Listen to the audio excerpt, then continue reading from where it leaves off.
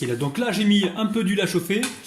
Je dépose le poivron rouge, 2 petits oignons, enfin 2 oignons moyens. Et j'avais un bouquet de persil, j'ai coupé un bouquet de persil que je mets avec. Aussitôt, on va venir saler, poivrer. Donc très peu de sel, parce qu'on va rajouter tout à l'heure sur les œufs. Donc on y va mollo. On poivre un petit peu. On va cuire ça pendant environ 3-4 minutes, voire 5 minutes. Alors après ça, vous récupérez ici des épinards. Donc là, j'ai environ 3 belles poignées d'épinards que j'ai émincés. Et on vient les mettre donc avec les autres légumes. Alors après, c'est vous qui voyez, si vous les salez ou poivrez. On l'a déjà fait une première fois, donc pour moi, ça ne sert pas à grand chose.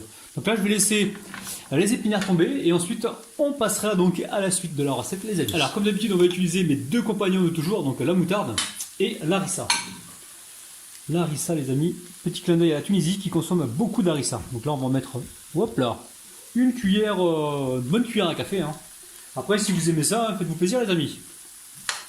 Alors, je récupère un maximum de moutarde qui reste dans la cuillère. Opération Rabinou le Radinou. Là, je vais juste mélanger. Alors, je vais peut-être rajouter du paprika. C'est la seule épice, enfin, à part le sel et le poivre, c'est la seule épice que je vais mettre. Donc là, un petit peu de paprika. On va dire, on peut mettre une cuillère à soupe, les amis.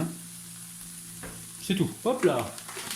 Après, vous pouvez toujours vous amuser avec les épices. Si vous aimez le curcuma, faites-vous plaisir. Curcuma, cumin. Mais attention, ne mettez pas des grosses quantités. Restez toujours raisonnable. Donc là, je vais poursuivre un petit peu la cuisson pendant environ 30 secondes. Et ensuite, on va pouvoir donc passer au montage. Alors, juste avant le montage, ici, j'ai des pommes de terre que j'ai cuites donc dans la friture. Là, j'ai environ 5-6 pommes de terre, on va dire. Allez, 6 pommes de terre que j'ai coupées en petits morceaux, tout petits morceaux. Et je les ai cuits dans une friture. Alors, je ne les ai pas trop colorés, légèrement colorés. Pas besoin de trop les colorer. Je les ai, une fois qu'ils étaient cuits, quand ils étaient encore chauds, je les ai légèrement salés. Donc là, on va mélanger comme il faut. Alors, si vous aimez l'ail, les amis, faites-vous plaisir, mettez-en de l'ail. Ça, c'est bon, l'ail. Ça apporte beaucoup de saveur. Recette très facile, vous allez voir. Vous servez ça avec une salade. Là, ce soir, on va manger sur la terrasse. J'espère qu'il ne va pas pleuvoir.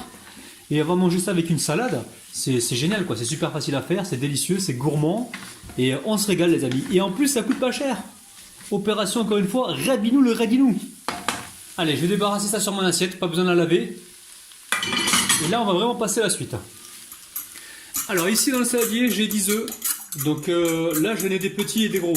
Alors, soit vous mettez 8 gros, ou soit vous en mettez 10 moyens. Donc là, on va venir les battre rapidement avec la fourchette. Ensuite, on va venir légèrement poivrer. Hop là. On va également saler. Pas trop de sel, il vaut mieux en rajouter après. On mélange. J'ai envie de mettre un peu d'harissa dans les œufs, mais je sais pas. Non, j'en mettrai pas. Par contre, je pense que je vais mettre un peu de curcuma en poudre. Ça va jaunifier la tortilla. Alors, jaunifier, corrigez-moi dans les commentaires, les amis. Allez, on mélange ça comme il faut. Une fois que c'est fait, on va pouvoir déposer à l'intérieur donc notre garniture à base de pommes de terre, d'oignons, de poivrons. Un truc de dingue, ça sent super bon. Allez, je mets tout ça dedans. Allez, on mélange comme il faut. On fait attention de ne pas réduire les pommes de terre en purée. Donc là, le but du jeu, c'est que les œufs passent bien entre chaque petit légume et pommes de terre. Alors, là, je mélange. Alors, bien sûr, dans cette recette, vous allez pouvoir rajouter, si vous le souhaitez, des olives. Mais là, on fait une recette de mesquine. Une petite recette de pauvre, de petit budget. Vous allez voir, c'est super bon. Il n'y a pas besoin d'être forcément riche pour se régaler. Allez, on part sur le feu. Alors, dans la poêle que j'ai même pas pris soin de laver, les amis, pas besoin. Opération Rabinou le Radinou. Donc là, je verse toute ma garniture et mes œufs dans la poêle. Donc j'ai mis un peu d'huile dans la poêle. Vous avez vu, il y a un peu d'huile, environ 3 cuillères à soupe. Donc maintenant, je vais venir gentiment étaler donc ma petite galette. Alors évidemment, vous pouvez prendre une poêle plus petite si vous voulez quelque chose de plus épais. Ou faire comme moi, prendre une grande poêle pour avoir quelque chose de plus fin.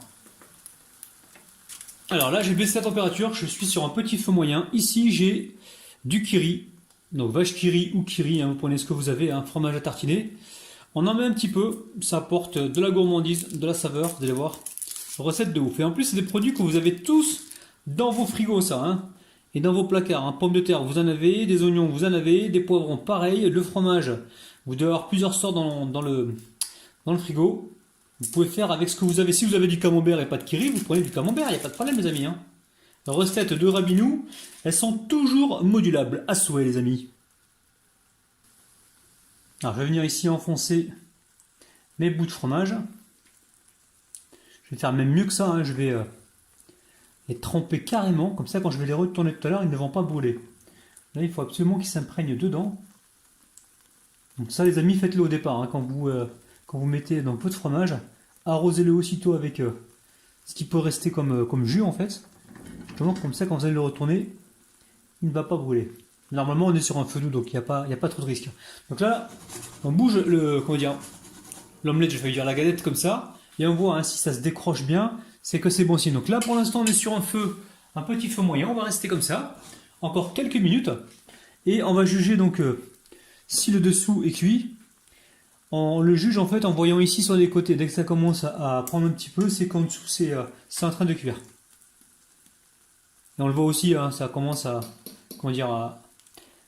le liquide commence un petit peu à disparaître. Donc je vous dirai le temps exact que j'ai mis moi en fait pour cuire le premier dessous. Alors quand on bouge la poêle comme ça, et qu'on entend le petit bruit, c'est que dessous ça a pris déjà.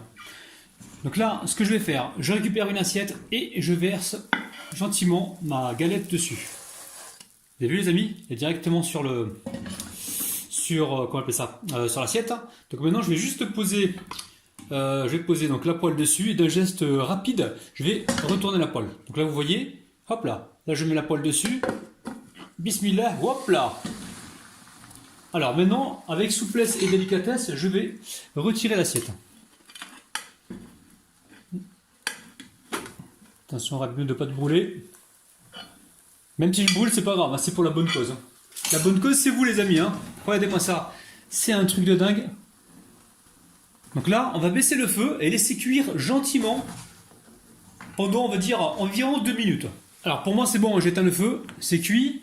Alors je vais la présenter sur le côté le plus joli. Donc là, pour l'instant, je ne sais pas quel est le côté le plus joli. Donc ce que je vais faire, je dépose mon assiette par-dessus. Hop là, je retourne la galette et regardez-moi ça les amis. Le côté où il y a le fromage est fabuleux. Donc je vais la présenter sur ce côté-ci. Je sens qu'on va se régaler. Oh là là là les amis. Voilà famille. On va se couper une jolie part. Hein. Ça donne vraiment envie. Hein. Et franchement, si vous n'avez pas quoi faire un de ces quatre comme recette, faites-la celle-là. Hein. Elle est super facile. Et je vous garantis que vous allez vous régaler. Ça se coupe comme un gâteau. C'est un truc de ouf. Là, c'est la tortilla du miskin. Hein. Le miskin, en arabe, c'est le pauvre. Mais bon, quand on dit pauvre, c'est pas méchant. Hein. C'est vraiment que la recette ne contient pas énormément de choses à l'intérieur. Hein. Elle contient justement que des choses pas trop chères. Regardez-moi ça les amis, c'est un truc de fou. Je suis vraiment très très fier de cette recette.